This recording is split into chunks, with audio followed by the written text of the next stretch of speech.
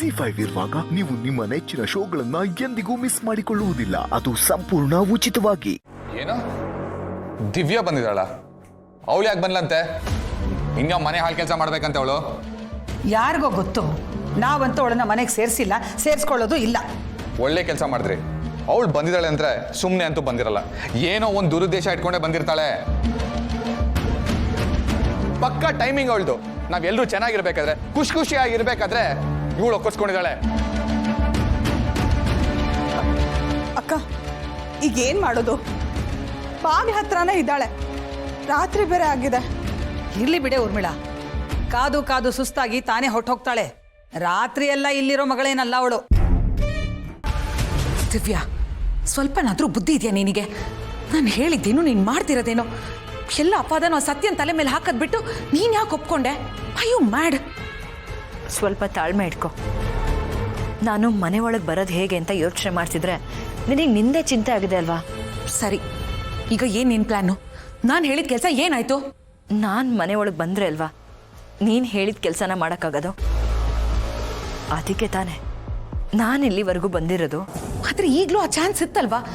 ಎಲ್ಲ ಆರೋಪನೋ ಸತ್ಯನ ಮೇಲೆ ಮಾಡಬಹುದಿತ್ತಲ್ವಾ? ಏನ್ ಚಾನ್ಸು? ನಾನು ಹೇಳಿದ ತಕ್ಷಣ ಅವ್ರು ನಂಬಿಡ್ತಾರಾ? ನೀನ್ ಹೇಳಿದ್ನ ಮಾಡಕ್ ಹೋದ್ರೆ ನಾನು ಅವ್ರ ನಂಬಿಕೆ ಗಳಿಸಕ್ಕಾಗಲ್ಲ.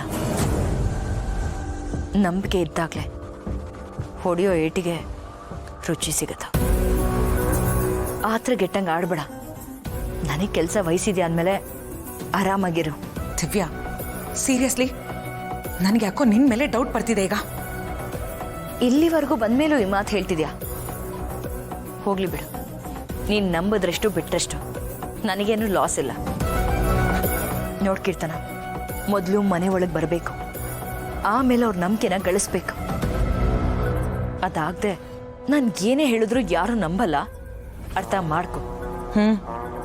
ನೀನು ಹೇಳೋದ್ರಲ್ಲೂ ಪಾಯಿಂಟ್ ಇದೆ. ಎಲ್ಲದಕ್ಕೂ ರಿಯಾಕ್ಟ್ ಮಾಡೋ ಬದಲು ಸೈಲೆಂಟ್ ಆಗಿರು. ಸಾಧ್ಯ ಆದರೆ ಮನೆ ಒಳಗೆ ಬರೋದಕ್ಕೆ ಹೆಲ್ಪ್ ಮಾಡು. ಆಗಿಲ್ಲ ಅಂದ್ರೂ ಪರವಾಗಿಲ್ಲ, ನಾನೇ ಏನೋ ಒಂದು ಮಾಡ್ತೀನಿ. ಪದೇ ಪದೇ ಕಾಲ್ ಮಾಡಿ ಅಡ್ವೈಸ್ ಮಾಡಬೇಡ. ನನಗೂ ಚೆನ್ನಾಗೇ ಗೊತ್ತಿದೆ ಏನು ಮಾಡಬೇಕು ಏನು ಮಾಡಬಾರ್ದು ಅಂತ. ಹಲೋ ಹಲೋ,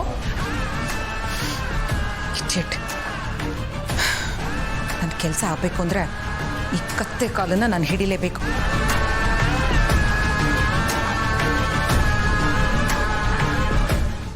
ಜಿ5 ಆಪ್ ಡೌನ್ಲೋಡ್ ಮಾಡಿ ಎಲ್ಲಾ ಸಂಚಿಕೆಗಳನ್ನು ಸಂಪೂರ್ಣ ಉಚಿತವಾಗಿ ನೋಡಿ.